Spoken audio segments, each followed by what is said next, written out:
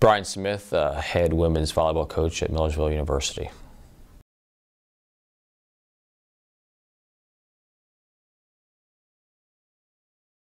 I started coaching about 9 years ago. Seems like a lot longer than that. Started in high school, coaching junior varsity girls, and then moved to the boys side. Got heavily involved in club coaching. It was always a passion of mine, because part of what I like about coaching is not just the competition, but the development of players. So at the club level and at younger high school age, you're able to get players new to the sport and teach them the fundamentals, the mechanics of the sport. And you're able to see a lot of progression in their game. So that's always been a very rewarding thing for me as a coach.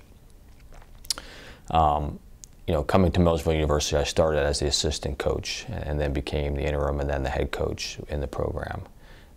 We're very proud of the fact that from year to year, we've been a very high academic achieving team. We were able to have a winning season 2 seasons ago, and last year we were able to qualify for PSAC playoffs. So the program has been getting better from year to year, and that's rewarding to see the excitement of the players and more attendance at the games and getting the program back to where we'd like it to be.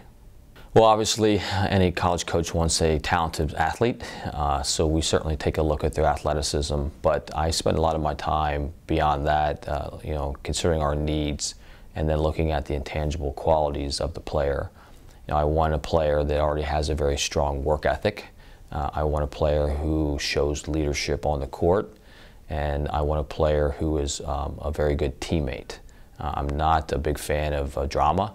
I think that that's usually not productive for the team, and so I want somebody who's going to come in and fit well within our system. I think a lot of the girls that we look at are obviously very skilled already. To be able to play at this level, they're the best players on their high school teams, and many times they're the best players on their club team. And what happens here is that when they show up, they're all good players. So the ability to just continue to work hard to be able to take their game to the next level is key for us as we look at recruits. That's the tricky part. Again, that goes back to making sure they have a very strong work ethic. A lot of girls think that when they get here, they've kind of arrived. Now they're at college, they're going to be playing Division II volleyball, but we need them to keep working. We put into place a pretty extensive training program for leading up to the preseason. When I first got to Millersville, we had girls showing up and expected to be conditioned for the first month of the season. We've kind of changed our mentality there, and we need girls to show up at peak condition. So the preseason 12-week workout was implemented. We test the girls at the end of the spring season, and then retest them in the fall. So it adds a little bit of accountability, to what they're doing in the off season.